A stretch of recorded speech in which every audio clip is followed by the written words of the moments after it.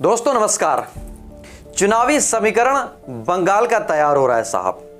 वहीं गृह मंत्री अमित शाह और जेपी नड्डा बड़ी बड़ी मीटिंग करने में लिप्त हैं। आखिर क्यों है?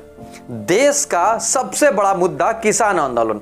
हालांकि वर्तमान समय में सक्रियता में कुछ परसेंटेज की कमी दिखाई दे रही, लेकिन ऐसा कतई नहीं है कि आने वाले वक्त में भी यह परसेंटेज गिरता हुआ दिखाई देगा। आखिर क्या है सारी बात, क्या है इस वीडियो में जिक्र, सारी चीजों का जिक्र करेंगे। बस आप बने रहिए इस वीडियो में और समझने की कोशिश कीजिए और जानने की कोशिश कीजिए, देखने की भी कोशिश कीजिए कि आखिरकार आने वाले वक्त में यानी कि इसी साल 2021 में बंगाल चुनाव का क्या होगा। मौजूदा वक्त में जो वीडियो तैयार हो रहा है, जो जानकारी दी जा रही है, आज 12 बजे से 4 बजे तक रेल रोको अभियान किसान आंदोलन की तरफ से किया जा रहा है। कई ऐसे राज्य हैं जहां पर सीधा असर दिखाई दे रहा है, लेकिन अब राकेश टिकैत कांग्रेस के नेता नहीं बल्कि किसान यूनियन के नेता हैं, और वहीं गुरुनाम सिंह चढ़ूनी वो भी किसान नेता है। पहले राकेश टिकैत का जो बयान आया वो सीधे तौर पर बोला कि अब हम बंगाल में चोट मारेंगे। इसका सीधा मतलब यह है कि अब हम जो महापंचायतें की जा रही हैं उसको लेकर सीधे तौर पर पंचायतें अब होंगी बंगाल में, और बंगाल में चुनाव का जो समीकरण तैयार हो रहा है उसमें सेंध करने की पूरी कोशिश है।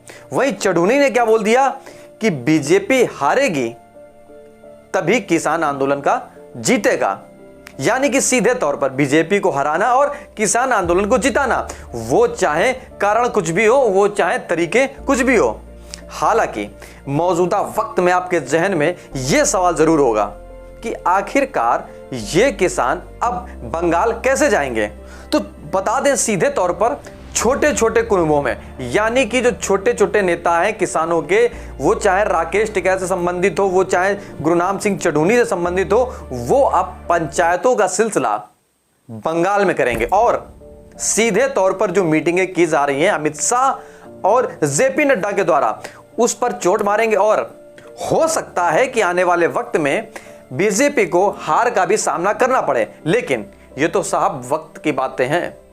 वक्त पर ही पता चलेंगे कि आखिरकार आने वाले समय में क्या होने वाला है। लेकिन सवाल तो वाजिब है साहब, क्या देश के प्रधानमंत्री को इस मुद्दे को लेकर दरकिनार करने के बाद सीधे तौर पर चुनाव प्रक्रिया में लिप्त होना वाजिब है, या यूं कहें कि 11वीं तक बैठक हो चुकी और अब 26 जनवरी के बाद में, यानी कि तकरीबन 1 महीना बीतने के बाद में भी कोई बड़ी चर्चा नहीं दिखाई दे रही है प्रधानमंत्री और किसानों के बीच में। लेकिन साहब मुद्दा वहीं की वहीं बना हुआ है। अब देखना होगा कि आने वाले वक्त में फिर से क्या सरकार स्टैंड लेगी, और या यूं कहें कि देश के किसान वो क्या स्टैंड लेंगे। अब बिहार में चुनाव हो चुके थे, लेकिन अब बंगाल में क्या असर दिखाई देगा। लेकिन सीधे तौर पर बात करें अगर हम सीटों की, तो 294 सीटें बंगाल से दिखती हैं, लेकिन वहां पर सिर्फ 292 ही सीटों पर चुनाव होगा। हालांकि 2019 में 18 सीटों पर काबिज करी थी जीत बीजेपी ने, लेकिन अब क्या 2021 में ममता बनर्जी को फिर से चोट पहुंचाएंगे, या यूं कहें कि किसान नेता अब सीधे तौर पर ममता बनर्जी के साथ खड़े हुए दिखाई देंगे। साहब देखते रहिए, समझते रहिए और जानते रहिए। हम फिर किसी मुद्दे के साथ हाजिर होंगे। तब तक के लिए नमस्कार।